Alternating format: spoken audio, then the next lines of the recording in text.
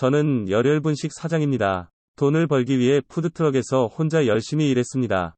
그동안 모은 돈으로 얼마 전 드디어 가게를 차리게 되었어요. 하지만 위치 때문인지 장사는 생각보다 잘 되지 않았습니다. 그래서 홍보를 위해 전단지를 만들었습니다.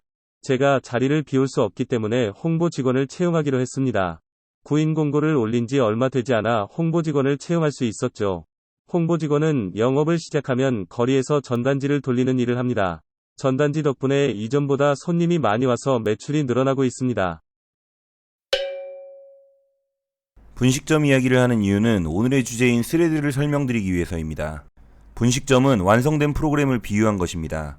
영업을 시작한다는 것은 프로그램을 실행한다는 것과 같고 이를 프로세스라고 부릅니다. 사장, 직원은 가게 내에서 맡은 업무를 수행하며 이는 스레드의 역할과 같습니다. 사장 역할을 수행하는 메인 스레드와 필요한 경우 생성하는 직원 역할의 서브 스레드로 구분합니다. 스레드는 한 번에 하나의 작업만 처리할 수 있습니다. 지금처럼 스레드가 많아서 여러 일을 동시에 할 수 있는 상황을 멀티 스레드 환경이라고 합니다. 정리하면 가게는 프로세스의 역할을 하며 자바 프로그램에서는 가상 머신이 이 역할을 수행합니다. 메인 스레드는 핵심 작업을 처리하며 자바 프로그램에서는 메인 메소드가 실행되는 스레드를 의미합니다. 서브 스레드는 메인 스레드에서 필요에 의해 생성하여 사용할 수 있습니다. 스레드가 많아지면 동시다발적으로 일을 할 수 있지만 다양한 문제들이 발생합니다. 저는 이 가게에서 일하는 홍보 직원입니다. 영업을 시작하면 전단지를 가지고 나가 사람들에게 홍보하는 일을 합니다. 전단지를 잘 받아주는 사람도 있고 그렇지 않은 사람도 있어 끝나는 시간이 일정하지 않죠. 어느 날 아직 전단지를 다 돌리지 못했는데 사장님이 장사를 끝내시더라고요. 저는 전단지가 남았기 때문에 계속해서 일을 했죠. 사장님은 그런 저를 보시더니 장사도 끝났는데 왜 퇴근을 하지 않냐고 물으시는 거예요. 따로 말도 안 해주셔놓고 왜 그러시는 걸까요? 홍보 직원의 이야기에서 스레드의 문제점을 찾을 수 있습니다.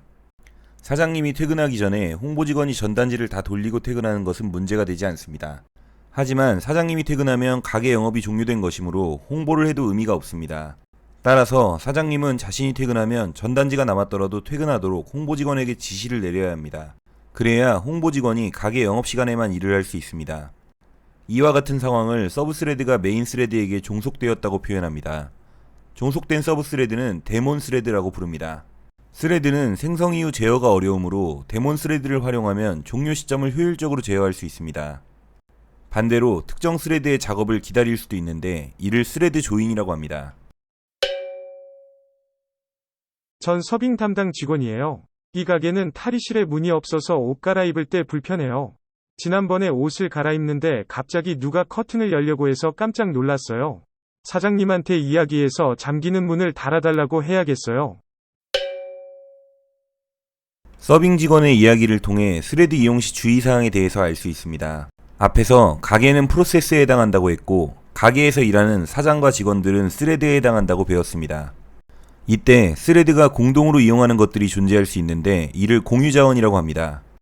이러한 공유자원에 잠금장치가 있는 경우를 스레드 세이프라고 합니다. 스레드 세이프인 공유자원은 동시 사용이 불가능하기 때문에 멀티 스레드 환경에서 안전합니다. 자바에서는 싱크로나이즈드 키워드와 구문을 이용하여 설정할 수 있습니다. 잠금 설정을 하지 않은 경우는 여러 스레드가 동시에 이용이 가능하며 멀티 스레드 환경에서 안전을 보장할 수 없습니다. 공유자원의 특성에 따라 올바르게 설정해야 오류 발생 가능성이 줄어듭니다. 멀티 스레드를 사용하면 여러 작업들을 동시에 처리할 수 있는 장점이 있습니다.